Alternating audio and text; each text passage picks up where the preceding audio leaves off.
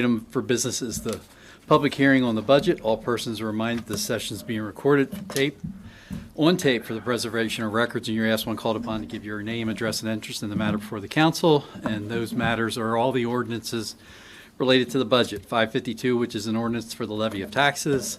553, which is an ordinance to adopt the annual budget starting July 1 through June 30th of 2025. And then finally, the discussion of resolution 24-02, which is the resolution regarding the increase in water rates. Before I do my thing, anybody got anything to say about any of that? Going once, twice, three times. All right, usually I run through some budget notes. Dry material, but we got to go through it. I think it helps explain how we're spending the people's money. First, we have some goals that we have every year, which is retaining our small town charm to keep Hampstead safe, affordable, and a great place to live and raise a family. Every decision is based on the long-term interest of our town, and since most of us up here have been around, particularly Wayne and me, you got to think 20 years out, not 4, not 5. And then lastly, fiscal sustainability and resiliency, and that's becoming ever more difficult between the economy and the state and government budget cuts or increasing regulations. There's going to be an inevitable downturn in the economy when and if it occurs. More about that in a minute. But there's a lot of unfunded mandates and new regulatory requirements. And of course, we've got a brand spanking new one that is causing a big increase for us. Overall, the current economic environment, my view of the world, the last 4 years, I could say we're in a period of uncertainty. I don't see any reason to change that comment. Positives are employment remains strong, which then drives consumer spending, and as a result, the most anticipated recession in history is still not in the cards. So I'll get you in a minute.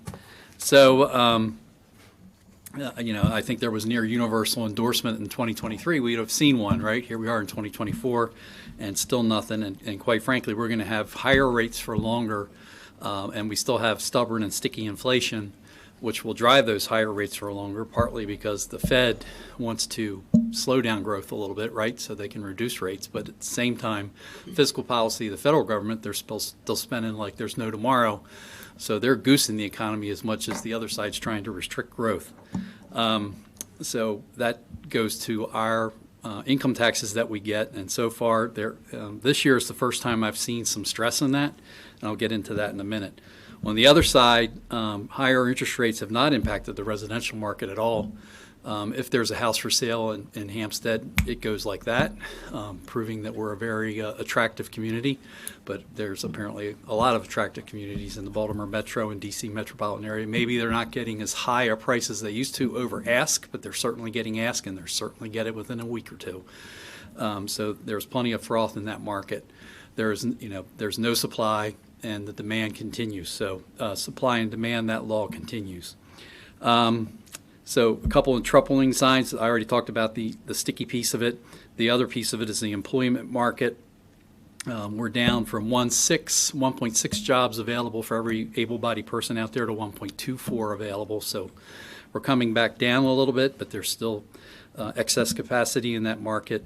The employment was out last Friday again for the every month this year. They've once again beaten forecasts just like they typically beat them a vast majority of the time. So you got to wonder about the forecast, or you got to wonder about the number that's issued. And for the first time that I've heard, there's some questioning the rosy outlook of the employment report. And there's something called the Establishment Survey, which is what the Bureau of Labor Statistics does when they survey businesses, and they give you that number, versus the household survey, where people actually call up and say, do you have a job, and how many do you have? Where those two numbers have diverged. So one showing a rosy picture, the other one not so much. So it remains to be seen what's going on. So how's that impact us and our priorities? Our police department, which continues today, you'll always hear Chief up here talking about all the different trainings they have, which are critical, but they're trained to today's standards and able to deal with all of today's issues. They deal with far more mental health issues than we'd like, but that's what they do. We currently have 8 sworn, 2 in training, who will be in the street come September. That doesn't mean they're ready to go. That means they got another year plus before they're ready to go out on their own. And we have 1 administrator who does a great job in the police department. And I'm real happy with what the constitution of our police department here of late. We've the 2 young men who are in now are both local, born and raised here. I think that would bring our total to 5 of Hampstead residents who are or who live in Manchester, who are in our police department. I will say the water system is safe and in compliance with our ever-increasing regulations, though they've become a burden. Measurements in parts per trillion, that's a 1 with 12 zeros. I've said it many times, PFAS being the latest. Our public works staff, there's 8 people, all of them level 3 water operators, and 1 part-time project coordinator. Thank goodness we have him. Our town staff of 5, they're all resourceful, efficient, professional, and the customer service they provide is excellent. Business retention and development, we focus on that. Most every retail space that I can see on Main Street is occupied, and business looks like it's doing okay and hanging in there. And then Main Street is always a focus of ours. We've come a long way with, from not just the Main Street revitalization, but upgrades to War Memorial Park, which continue with new benches and a focus there, and the new sides on each side of town.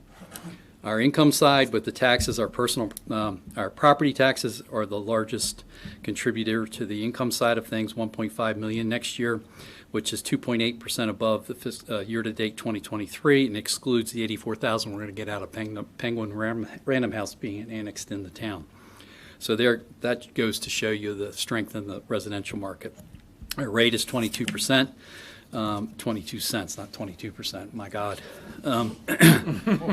So the last increase was in 16, and before that it was 2002. You compare us to Manchester at 21.6, Sykesville at 33, Tawnytown at 37, and Westminster at 56. We're doing pretty well. I already said it's still a seller's market, which is buoying up that side of the market. Personal business property taxes, they're basically flat. They're at 55 cents. Manchester's at 46. Sykesville's at 87.5. Tawnytown's 80. Westminster's $1.10. Amusement tax is 60,000. Is flat. It's consistent with actuals that we've had last year and this year. It's basically 7% and largely driven by Oakmont Green and the people who come to town to play golf. And while that experienced a resurgence during COVID, it seems to have leveled out. I don't think there's any more room you could fit people on the golf courses. Lou could probably tell you that. Everybody's out there every day. Next up, what do we have? This is the one thing that I'm wondering about, the local share of income taxes. Basically, that's a $50,000 decrease from last year's budget and $75,000 less than we received last fiscal year. That's the number. When you check that box on your Maryland tax return, we get a share of what you pay to the state.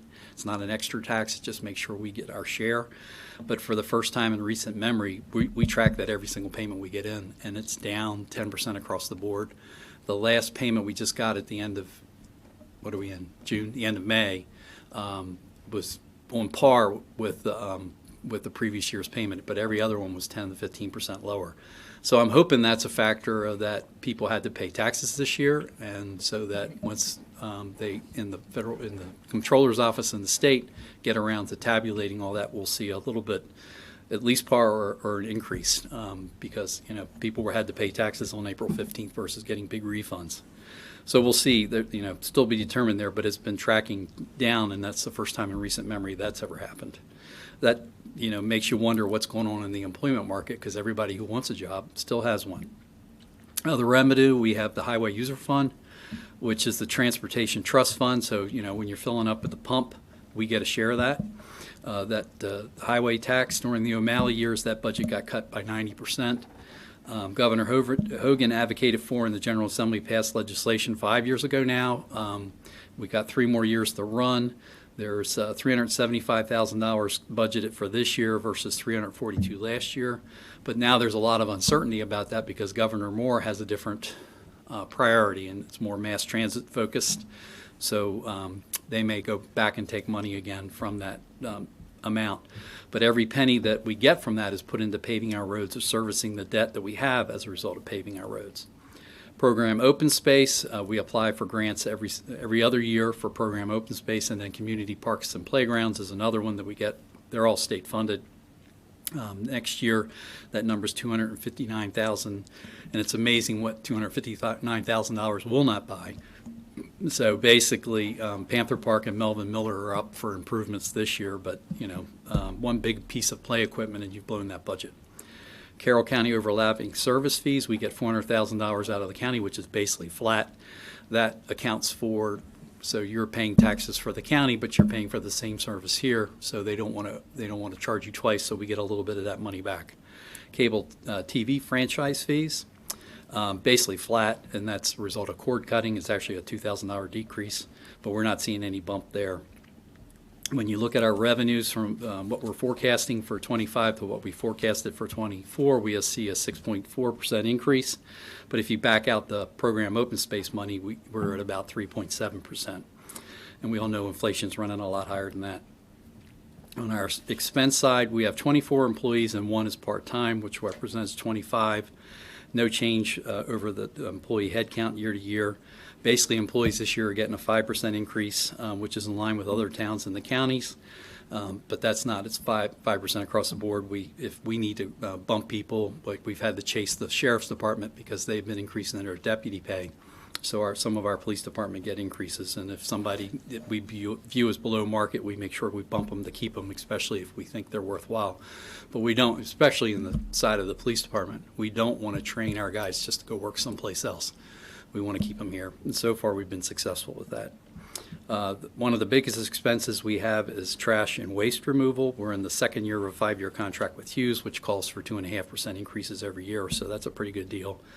Then one thing I'll point out about regulations, we have stormwater management, MPDS, which stands for National Pollution Discharge Elimination System, stormwater management stuff, and then watershed implementation plan. I messed up the easy one. So all these are things that, back in the 10, 15 years ago, it was $26,000 to $42,000. Now it's $153,000. And that's just basically the state, saying here's the new guidelines and you got to meet them. So, it never seems to go down. They were flat for a couple of years, and then the last 3 years they've been tracking back up, and a lot more than 5% a year. On the water fund, which is really an enterprise fund and not supposed to be funded by property taxes, it's funded by what you pay for your water system. We're increasing the rates by 8%. We could track with other towns, look at the county, we're on par with them. But basically it comes down to, and it's going to need to increase for the next several years because of PFAS and the water system centralization and modernization project, and that's all driven by regulations. EPA came out with the new regulations on PFAS, which sets the limit at 4 parts per trillion, which is something we've never seen before. We have PFAS in our water. Most systems across the United States have it. We're talking $1 trillion problem, and I think the feds have basically allocated billions to that problem so far. So they're missing it by an order of a magnitude of 1,000.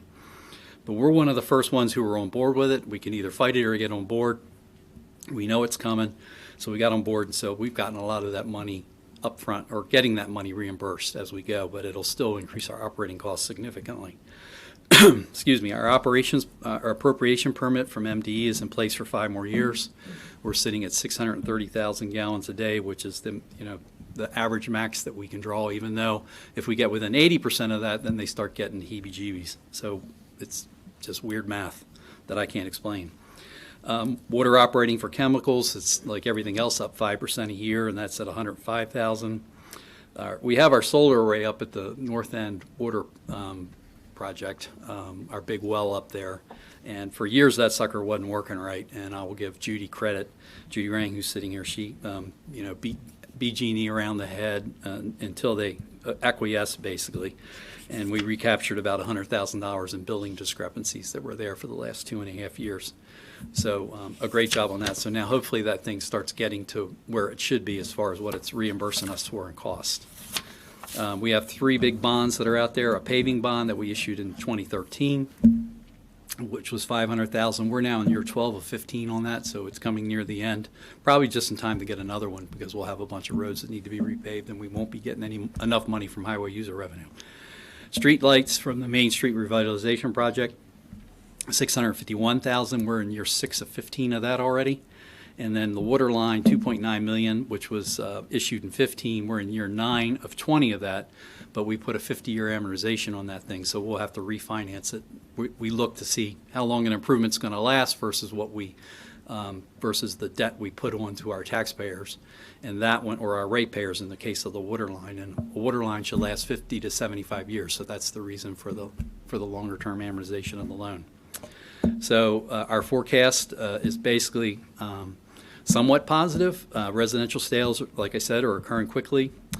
New small residential developments here are coming online finally. We have 6 lots at Melanie Acres, which Jim tells me actually might see dirt moving in the next year. Westwood condos, now that prices are up. Steve's building a few more buildings over there. Hampstead Overlook is still at least 2 years away, if it moves forward at all. On the commercial side, Ridge Engineering, they added their 80,000 square foot addition, and that's on the tax rolls. Hans is coming, and we'll see dirt probably moving on that next spring, but we won't see the bump in property taxes for at least 2 to 3 years for that. And basically, overall, we're a reflection of the economy. So it's based on property, it's based on income taxes, and we remain diligent as we look at everything. I hope you'll agree that we're providing first-class service and getting projects done with the improvements being made, improving our quality of life, and making our town a great place to live. Now, you have any questions as a result of that? That's about the longest I've ever spoken. Ms. Donna. You mentioned employment, and the numbers are slightly up. I'm sure they are, but I do a lot of reading, and a lot of the jobs that are being offered seem to be revolving doors. No benefits, no vacation, no short-term disability, no long-term disability, no 401k plans. You're a banker, you know about these terms, so please correct me if I'm wrong on anything. Only 15% of the companies in the United States offer pensions. Fortunately, I'm one of the people that has a pension. Pensions are very rare. Well, I'm very rare too. Mm-hmm. So I am very blessed. It's not an entitlement, it's not a privilege, it's a blessing. But these jobs aren't providing anything of a stabilization for a future. I mean, when I worked at the same place for many years. Loyalty was something that was valued. So I'm concerned about when you say jobs, not you, sir, but many people say jobs. It's a J-O-B, it's not a job. There's nothing that benefits the person. Oh, it benefits the person in that they, it creates an income for them to, be able to spend on their living and raising children, hopefully. I will say that what I've seen and read, because I probably read about this as much as you do, is that the jobs being created are a lot related to government or government-related programs, healthcare. And, we're not getting any younger, and healthcare costs keep going through the roof, but they need more people in healthcare. As far as pensions, I think, the police, I think, have one. Our other employees have 457s. There are very few industries that offer pensions anymore. 15%. It's either 401k or 457s, right? Well, I'm very fortunate that I have both. Yeah. So teachers have that. So you're right. So so that's part of my question. It's all right. So that's part of my question in the jobs outlook, right? Is it really that rosy, or is there starting to be some divergence about what's really going on in the economy? Are those jobs because people now have to work 2 and not 1? Well, I don't know. I always worked 2 or 3 jobs, and I enjoyed it because I had the time to do it, and I did it. So if you called me, I would, and I had a private business for 15 years. Yep. So, All right. Thank you for answering or listening to me. Thank you. It's always good. I like the dialogue. Anybody else? No? All right. Close that, and we'll go on to the regular meeting of the Town Council. And please rise for the opening prayer and the Pledge of Allegiance. Dear Lord, we submit ourselves to you as your servants and the servants of the people of Hampstead who've placed their trust in us. Please allow every word that is spoken and every action taken to be in the best interest of Hampstead, and for everyone gathered here tonight to be a stabilizing influence in these unsettled times. The Lord bless this meeting and our town. Amen. Amen. I pledge allegiance to the flag of the United States of America and to the republic for which it stands, one nation, under God, indivisible, with liberty and justice for all. Jim, roll. Mayor Nevin. Here. Councilmember Barrett. Here.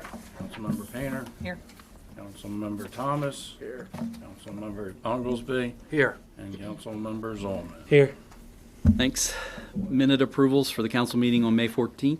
So moved. Second. Any discussion? All those in favor? Aye. Anyone opposed? Jim? Alrighty, so the water system update. There are a lot of things going on with that right now, a lot of wheels in motion. We received feedback from MDE on the request for proposals for the pipeline construction inspection services, and we have resubmitted the document with revisions based on their comments. We hope to be able to advertise for the inspection services by late June. We're still waiting for feedback from the MDE on the RFP for the actual pipeline construction and the RFP for the pre-selection of the GAC equipment. Town staff is beginning the process of drafting and executing the deeds of easements for the locations where the pipeline will be on private property. The construction plans for the new pipeline that will run from Pump House 5 to the dairy water treatment plant are complete and will be submitted to Carroll County for review. After review, Carroll County will issue a grading permit for this pipeline. That's one of 5 pipelines that need to go in, and all 4 pipelines will go through the same process. Additionally, on the other side, we have the pipelines on one side, we have the site plans on the other for the facilities. Drafts of the site plans for the new water treatment plants have been received by the town. We're reviewing them. We have a meeting with the engineers virtually tomorrow morning to give comments on them, and at some point, probably next month, all 4 site plans for the water treatment plants will go to Carroll County for a review and will also be introduced to the Hampstead Planning and Zoning Commission. Antietam Broadband, they're finishing up the installation of the new fiber lines in the North Carroll Farms development, along with they're currently working in Small Crossings and the Hampstead Valley area. As far as development projects go, the Board of Zoning Appeals, they'll have a hearing tomorrow night for conditional use for the Weiss Gas and Go. Hans has submitted their final plan to Carroll County Development Review and will introduce the plan to the Hampstead Planning and Zoning Commission next week on June 18th. So P&Z's been moved up a week to Tuesday to avoid a conflict with the MML convention this month.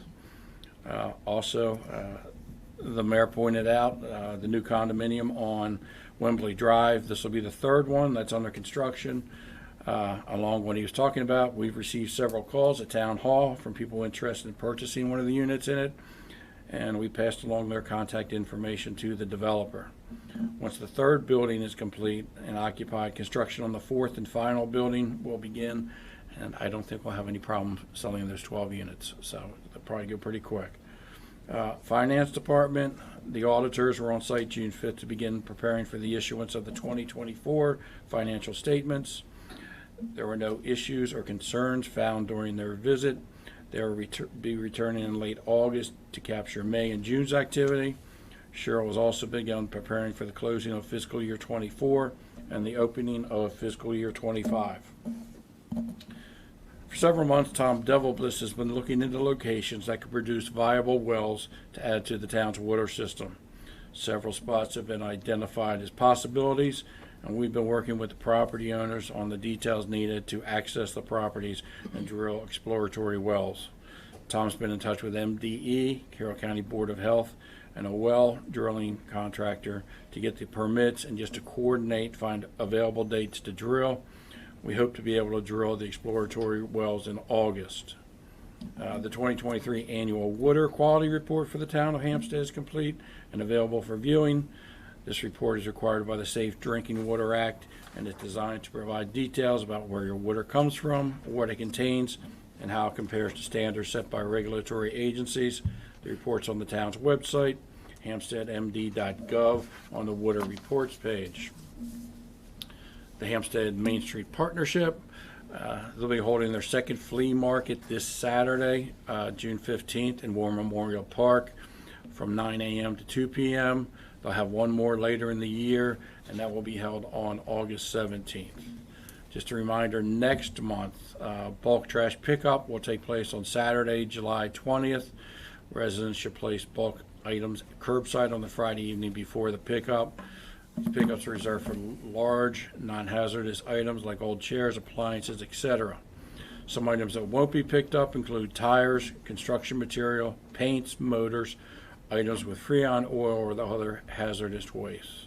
And just as a reminder, town offices will be closed Wednesday, June 19th in observance of Juneteenth, and on Thursday, July 4th in observance of Independence Day.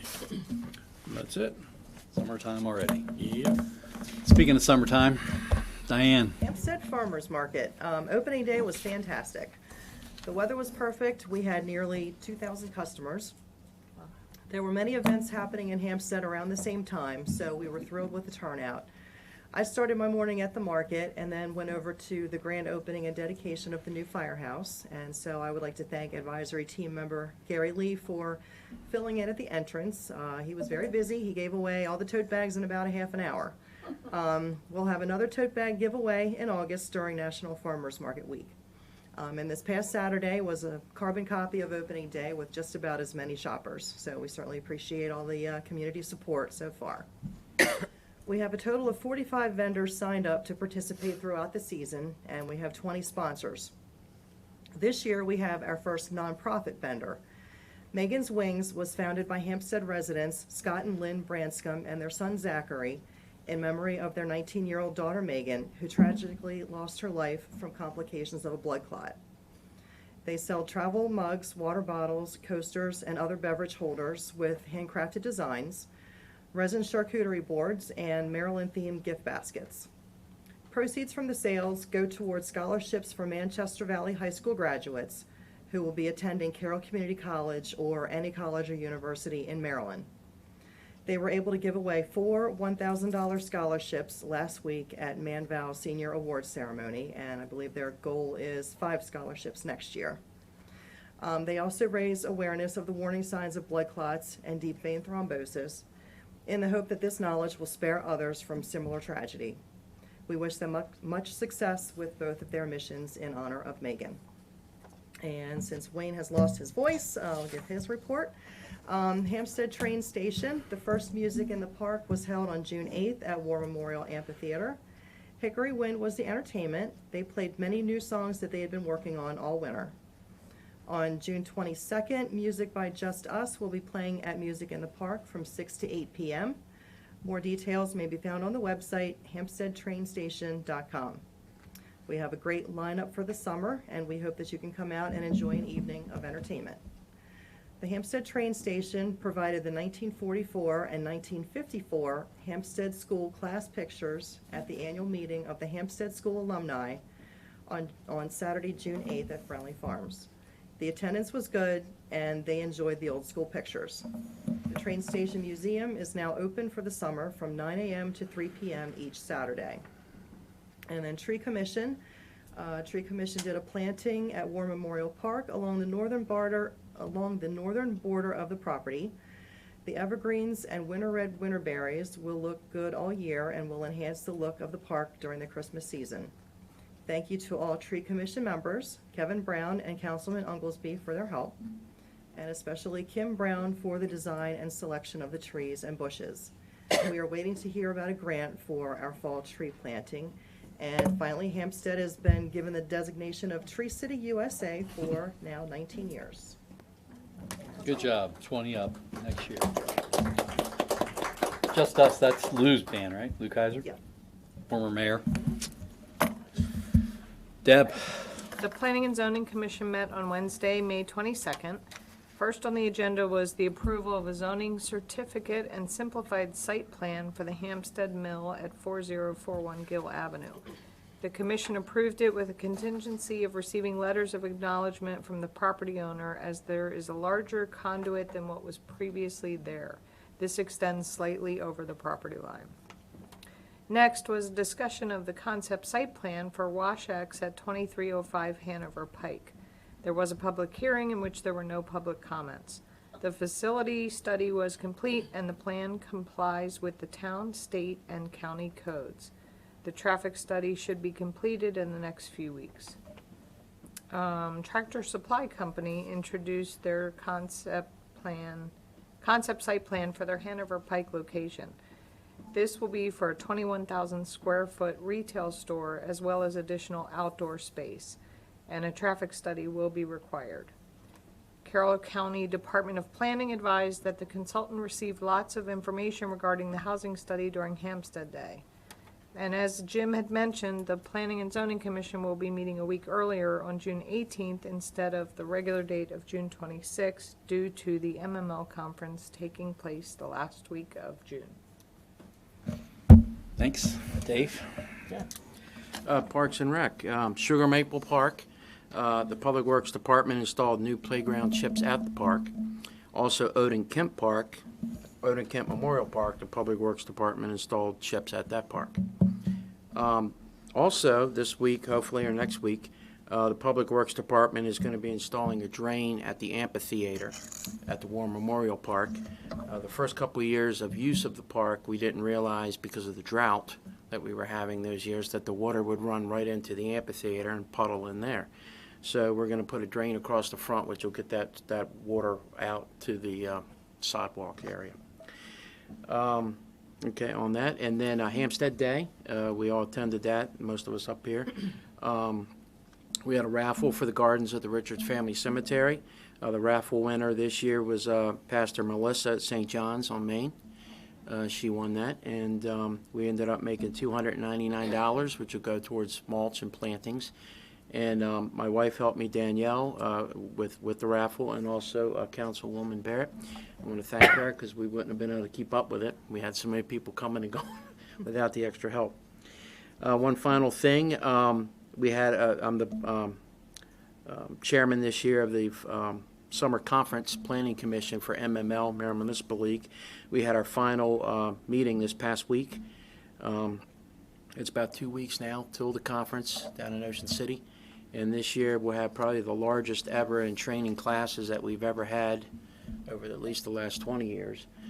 There's going to be all kinds of new things for us to do, a lot of new vendors to learn and what have you. So I think it's going to be a good time for all of us. I'm really looking forward to it. And I am running once again for the board of directors, hopefully this year, for MML. So that election will be going on then too. So 11 people for 10 spots. I think you're okay. let's hope. Just saying. You got a better shot than the president-elect, given your history. He's a known entity. Yes. It's a good thing. But that's it. So All right. Ben? All right. The water for May, the average usage was 356,000 gallons per day. And getting into the summer months, June has so far been a little bit higher. The average is 370,000 gallons per day. Rainfall for May has been the lowest for the past few months. It's 3.42 inches. We've had a lot of rain leading up to May, though. Rainfall total so far for June is 1.14 inches. So We're well ahead. well ahead. All we need to do is just issue an alert for a frickin' drought and boom. We need Noah's Ark. I wasn't going to mention Wayne. You didn't have it on the first Or thing. Hampstead. No, it was nice. You're good. the first All one. right. All right. Chief, you're up. Here we go. Evening, everyone. During the month of May, with reference to traffic safety, we investigated 10 accidents, 4 were minor, 6 were reportable, and 4 were in the 482 circle. Speed signs were set at 4 locations for a total of 27 days of display. Traffic enforcement included 11 selective enforcements over an 8-hour period. Actions taken during that activity included 4 citations and 6 warnings. Overall, traffic enforcement included 204 citations and 198 warnings. We conducted 569 property checks with reference to crime reported. 2 frauds were reported, 5 thefts, 1 assault, 1 MDOP, essentially that's criminal mischief, vandalism, and 1 sexual assault. Arrests included 1 DUI, 4 thefts, and 1 individual was arrested on a warrant, outstanding warrant. Traffic arrests included 7 suspended drivers, 2 unlicensed drivers, 1 suspended registration, and 4 uninsured drivers. We conducted 16 hours of training. Topics included diabetic emergencies, Spanish for law enforcement, implicit bias, community policing strategies, traffic incident management, fitness and nutrition, firearms training, current drug trends, as well as dealing with stress. Community events we participated in included the Sheriff's Prayer Breakfast.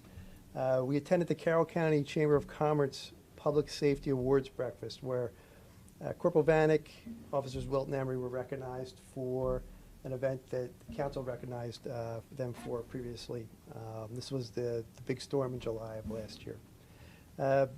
We participated in the Iglesia del Nazareno de Hampstead lunch. I think I said that correctly. We also attended the Roberts Field HOA. Citizens, we had several people that requested visits to the police station. We accommodated them as well.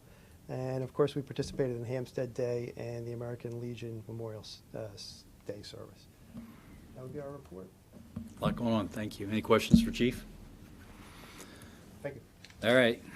So, my report basically is a reflection on everything you just heard. We had the Hampstead Day to start, I guess, since our last council meeting, which was, in spite of the weather, well attended, and my thanks to the Public Works Department and Police Department for all the effort that they put in, and town staff for showing up and helping out with that as well. Always a highlight of the year. Then it was the Memorial Day service, which was very good at the American Legion. It's always great to have police on either side actually shutting down traffic, so there's nice quiet, and you can actually hear the speakers, and you don't have to worry about a truck rambling by as this is going on. But a very solemn and a very good Memorial Day service, as always led by the American Legion. So then June 1st happened, and that was basically the farmers market to start off bright and early in the morning, where we cut the ribbon, and first great day in at least a month on a Saturday, so it was great to see everybody out and about, and farmers market team did a great job getting organized and ready to go for that. Then it was over to the fire department, and I was surprised. 500 plus people there, easy. Lots of good discussion about what the fire department means to Hampstead. Part of my remarks were sort of the town and the fire department grew up together. Town Pride store used to be the original fire department, and some of the more seasoned people here are shaking their heads yes. And our mayor for the longest time was Dr. Bush, I think 1920 to 1952, and for even longer than that, he was the president of the fire department. And a lot of the town meetings were held on the second floor of what was, then the fire department. So, there was a lot of similarities and a lot, as I said, growing up together. So it was great to see them staying on Main Street. I finance for big projects for a living. And I will give our fire department and their guys credit because it delivered pretty much, on budget, a little bit over, but not much, and on time. And through this economy right now, that says a lot because there's a lot of very experienced people who are doing neither. So, and it's, it continues to be a great anchor for our Main Street, an anchor not in nautical terms, but in retail real estate terms, which means they're a draw and an attraction, and they provide activity to our downtown, which is much needed and always welcome. So great for the fire department. And then, as Wayne said, I briefly stopped over and said hello to everybody from the old Hampstead School. They're still over at Friendly Farms next year. They'll be back at the fire department because that will be converted. The back building, which was the building which they used for a temporary facility, will be converted to a social hall by the beginning of the year. So they should be back in town next year, which will be great.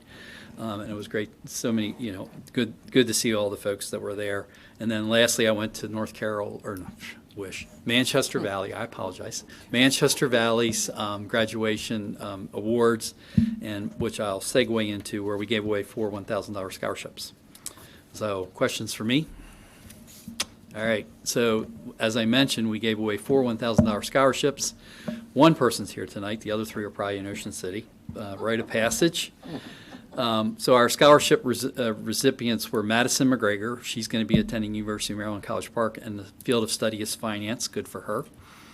I might be biased on the accounting finance side. Megan Wilhelm, she's going to be attending Stevenson University, and her field of study is nursing. Good for her. We need nurses like there's no tomorrow.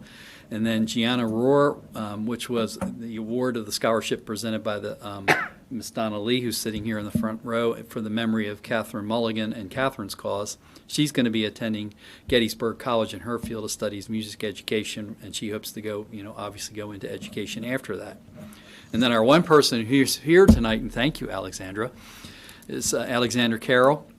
She's attending Carroll Community College, and her aspirations become a career firefighter, that's a great aspiration as well. She volunteers countless hours at the Hampstead Volunteer Fire Company. Pretty sure your whole family does, right? Yep, so you grew up in it. And coaches and mentors a lot of young softball players in the community, and she accrued almost 550 community service hours. So I called you out on stage, but now I'll call you out for the town meeting.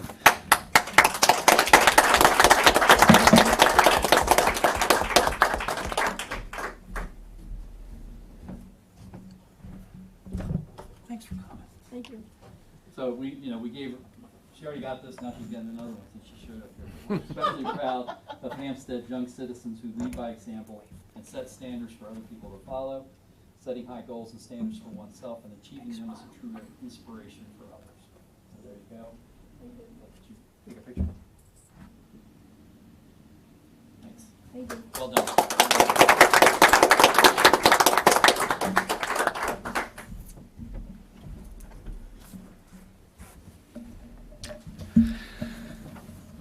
All right, that was the fun side of it. It's all fun, Chris. It's all fun, exactly, especially a budget. So then next we have the reappointment of a couple people who are familiar to us. One is the reappointment of Louis Conyer to the Planning and Zoning Commission for a term of 5 years. I think you finished out somebody's, or did you do a full 5 already? No, I started. You started Right after COVID. Okay, so this is your first full 5-year term.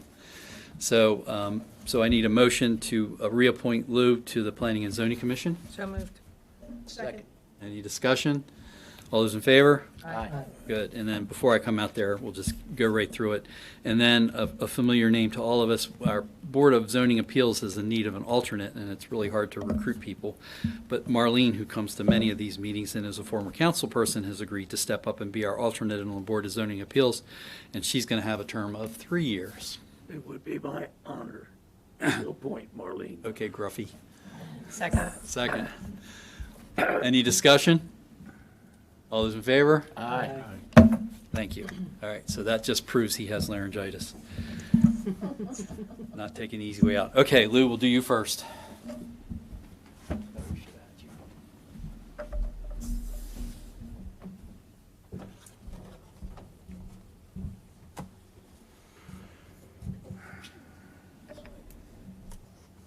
We're good. All right, I, Lou Conyer, I, Lou Conyer, do swear or affirm that I will support the Constitution of the United States. You can read You it. can read it. hold on a second here. Do swear and confirm that I will support the Constitution of the United States. That I will be faithful and bear true allegiance And that I will be faithful and bear true to allegiance the state of Maryland, to the state of Maryland, the town of the Hampstead, town of Hampstead, and support the Constitution and laws thereof. and support the Constitution and laws thereof. That I will, to the best of my skill and judgment, And that I will, to the best of my skill and judgment, diligently and faithfully, diligently and faithfully, without partiality or prejudice, without partiality or prejudice, execute the office as a member of the Hampstead Planning and Zoning Commission execute the office as a member of the Hampstead Planning and Zoning Commission according to the Constitution and laws of this state. according to the Constitution and laws of this state. Congratulations, you're now fully reappointed. I should know better, right? At this point, you should be proud. You gotta come over here and do paperwork. Yeah, with blue pen. You sign, yep, got 2 of them. So you sign your place, I'll sign mine, then we'll switch.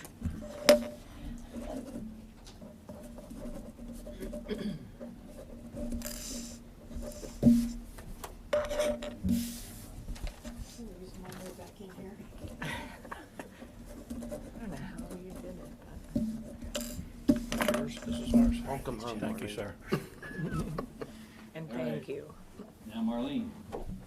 I, Marlene Duff, I, Marlene Duff, do swear or affirm do swear or affirm that I will support the Constitution of the United States, that I will support the Constitution of the United and States, that I will be faithful and bear true allegiance to the state of Maryland, and that I will be faithful and bear true allegiance to the state of the Maryland, town of Hampstead, the town of Hampstead, and support the Constitution and laws thereof, and support the Constitution and laws thereof, and that I will, to the best of my skill and judgment, and that I will, to the best of my skill and judgment, diligently and faithfully, diligently and faithfully, without partiality or prejudice, without partiality or prejudice, execute the office of a member of the Board of Zoning Appeals of the town of Hampstead, execute the office as a member of the Board of Zoning Appeals of the town of Hampstead, according to the Constitution and laws of the state. according to the Constitution and laws of the state. Who do you want the picture? Welcome All back. right, over here. There's a pen, you sign your place, Can I I stay sign away? mine, Can I stay away for too long? and then we'll switch.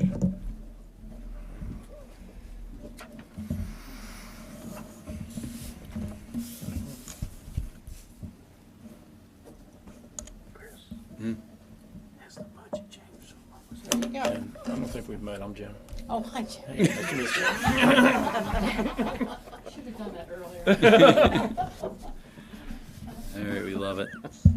Okay, done with that. So now the ordinances and resolutions, which we had the public hearing on, and I, gave my 3 cents worth on the adoption of Ordinance 552, which is an ordinance for the levy of taxes for the fiscal year 2025. And before we motion and adopt this, we had in addition to me talking about it, but we had a budget workshop here where we sit around, go through every single line item. It's a public meeting.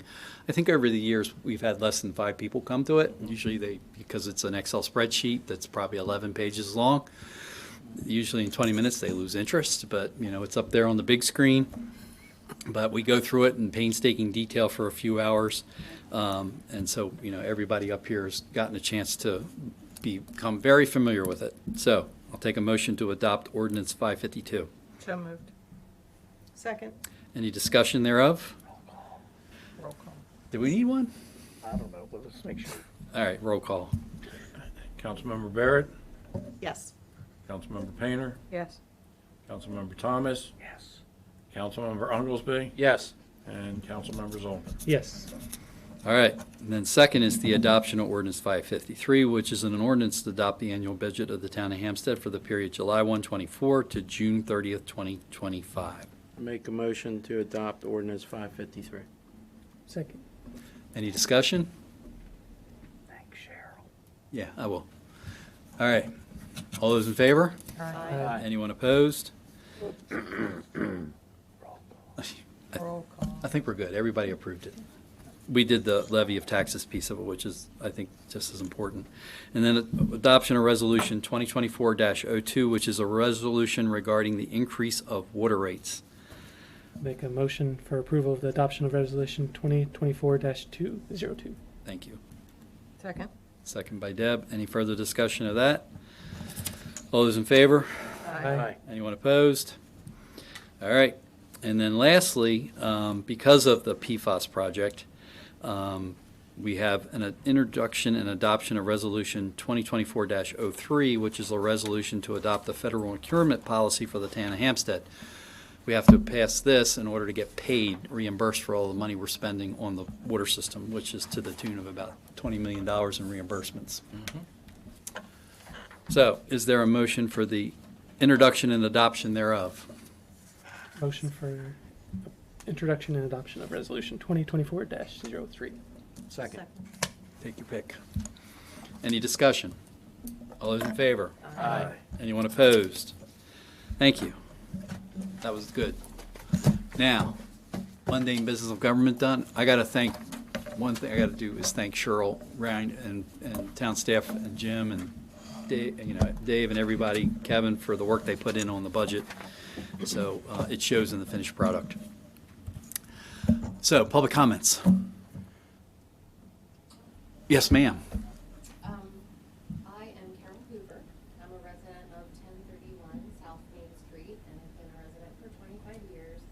And I am here to voice a complaint on my husband and I and neighbors' behalf of the very large trucks that continually travel up and down East Mott Avenue, creating havoc for all of us in the immediate area.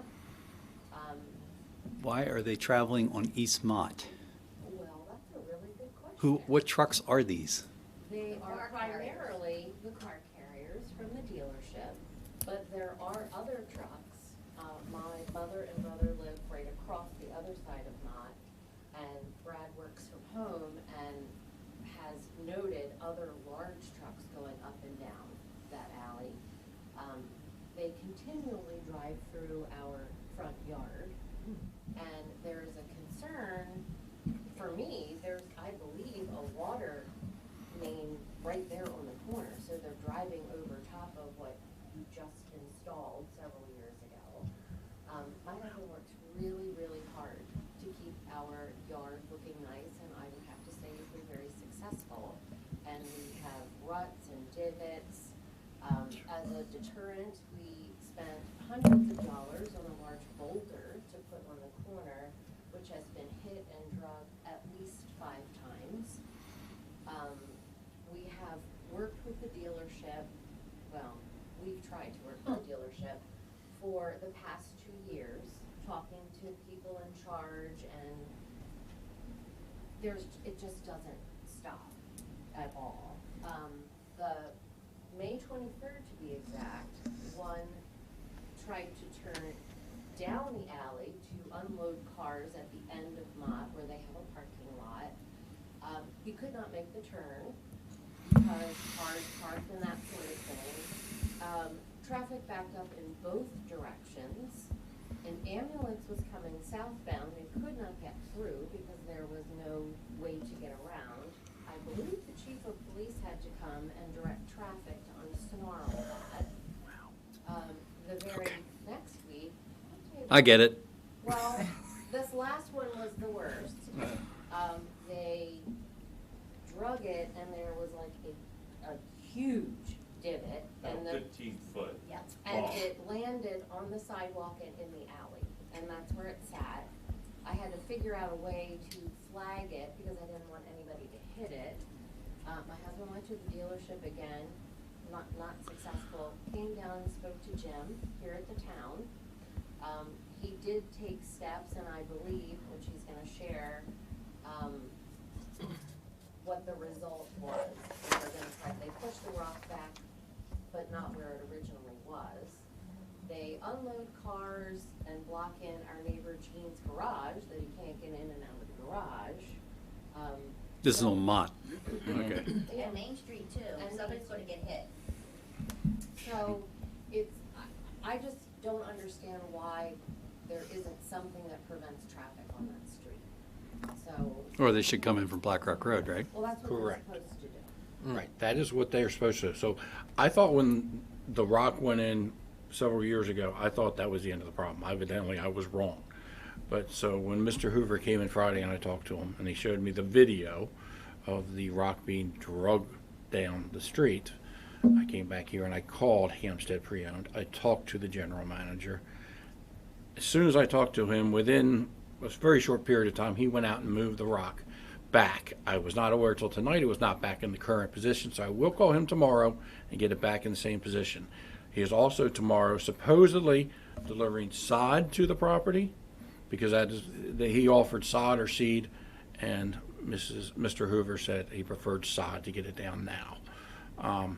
As far as a fix, we talked today about on their lot a large 3-foot by 4-foot sign, large, very large letters stating no car carriers, and now that I hear trucks, I can have it changed to car carriers or trucks allowed beyond this point on Mott Avenue, sitting there. So anything that's coming up Mott towards Main Street sees this sign. So they're too lazy to turn around and go back out Black Rock Road? Correct. They're coming in the other way. Yeah. Right, and that's the thing. We have to address that.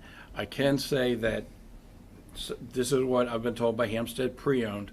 It is in their contracts that are handed out to the people that bid on these deliveries. They are not allowed to use Main Street. They must use Black Rock.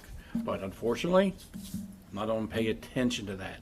Hampstead Pre-Owned needs to stress more to these drivers that they cannot use Main Street. Talk to Chief about this. We'll talk about it again to see how we address the ones coming down Main onto Mott. But I understand, and I will. Do we have any signage off of Main Street saying no trucks over 1 ton or something like that? We do. We have them. 13, with the exception of local deliveries. Correct. Oh, including local deliveries. Car carriers, this means you. That's on Black Rock. Well, there's one on Black Rock, but also keep in mind that there's limitations on Main Street, Going through town, correct. with the exception of local deliveries. So, Right. Yeah, but this is like no right turn on Mott for trucks. It's something different, but trucks are, to answer your question, there are limitations on through traffic for truck. The, sort of the challenge to a certain point becomes local deliveries. Well, for them, they can't be making that, I mean, that's ridiculous. It is. All right. So anybody with half a brain should figure that out. Bournemouth Avenue, I mean, they have that big lot and the staff parks on the road. Yeah. Of which I have pictures, like I've seen that. you just. Yeah. Which becomes dangerous, like, I don't exit off onto Main Street. I always leave, no matter where I'm going, I go out the back way to Black Rock.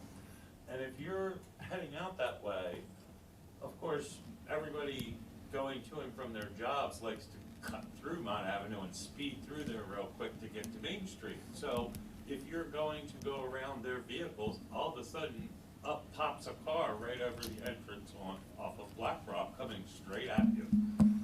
So it becomes very dangerous. I agree with you. All right. We have said a lot.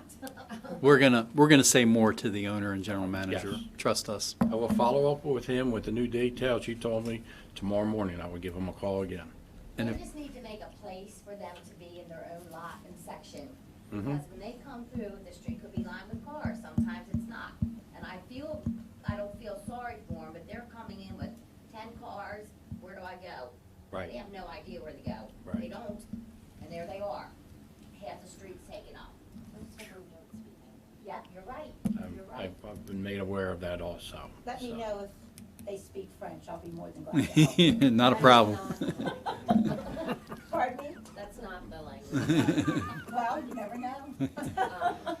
Someone might. All right, so Jim will follow up and stay on top of that. I will. Good, it's like, just Well, common what marks sense. the area where the original, I don't know if John still has the light on there where it was, Where the rock was? where it originally Oh, was. so the mark is not there now? I don't know if he took it down.